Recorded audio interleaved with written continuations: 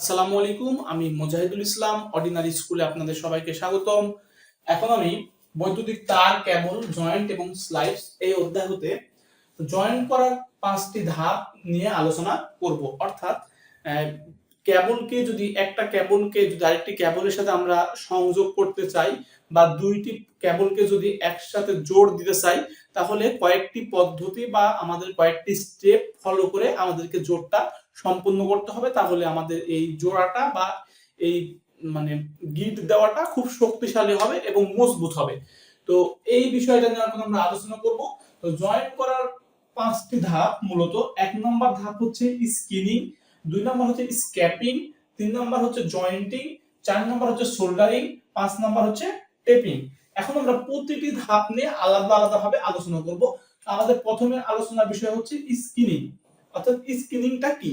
আমরা জানি যে কেবলের উপরে অপরিবাহী পদার্থ দ্বারা ইনসুলেশন করা থাকে, অর্থাৎ এটা ইনসুলেশন যুক্ত, অর্থাৎ এটা নগ্ন না।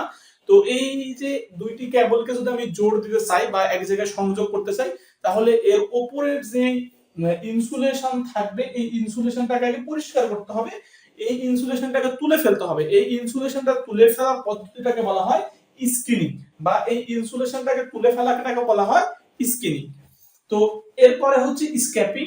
ইনসুলেশন তোলার পরেও কোনো কোনো জায়গায় তারের গায়ে ইনসুলেশন একটু লেগে থাকে, তখন কোনো চাকুর সাহায্যে, চাকুটা তীক্ষ্ণ হবে না, মসৃণ হবে না, চাকুটা হচ্ছে মুখটা ভোঁতা থাকবে, এরকম একটা চাকুর সাহায্যে ওর ওপর থেকে যে ইনসুলেশন গুলো অল্প অল্প পরিমাণে লেগে থাকবে, সেই ইনসুলেশন গুলো তুলে ফেলতে হবে। এই তুলে ফেলার পদ্ধতিটাকে বলা হয় স্ক্যাপিং। এবার আমরা দেখব জয়েন্টিং। জয়েন্টিং কাকে বলে? অর্থাৎ দুইটা তারকে জোড় দেওয়ার জন্য যে এক জায়গায় রেখে দুইটা তারকে একটার উপর আরেকটাকে পেঁচানোটাকে বলা হয় মূলত জয়েন্টিং।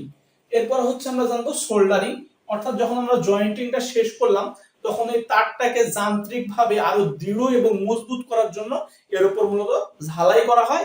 এই ঝালাইটাকে ঝালাই করাটাকে বলা হয় মূলত সোল্ডারিং।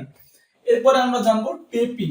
টেপিংটাকে বলা হয় রি ইনসুলেটিং। প্রথমে আমরা কি করলাম, একটা তারের গা থেকে ইনসুলেটর গুলোকে আলাদা করলাম, তো এরপরে তারটাকে আমরা পেঁচালাম, তো এই তারটার উপরে তো কোনো ইনসুলেশন নাই, তো এর উপরে আবার আমরা টেপ পেঁচাবো বা টেপ দিয়ে জোড়ায় পুনরায় ইনসুলেশন তৈরি করব।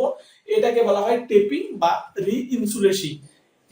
এতটুকু এই 5টি ধাপ যদি আমরা পর্যায়ক্রমে করি, তাহলে আমরা একটা জয়েন্টকে সম্পূর্ণ করতে পারবো, বা আমাদের একটা জয়েন্ট মজবুত হবে এবং এর কারেন্ট বহন ক্ষমতা স্বাভাবিক থাকবে, বা এটাতে কারেন্ট বহন করতে কোনো সমস্যা হবে না। তো এতটুকু পদ্ধতি, এই 5টি যদি আমরা ধাপকে ফলো করি, তাহলে আমরা খুব সহজেই একটা জয়েন্ট সম্পূর্ণ করতে পারবো। এখন এ পর্যন্তই। আগামী ক্লাসে ইনশাআল্লাহ আমরা বাকিটুকু আলোচনা করব। আসসালামু আলাইকুম।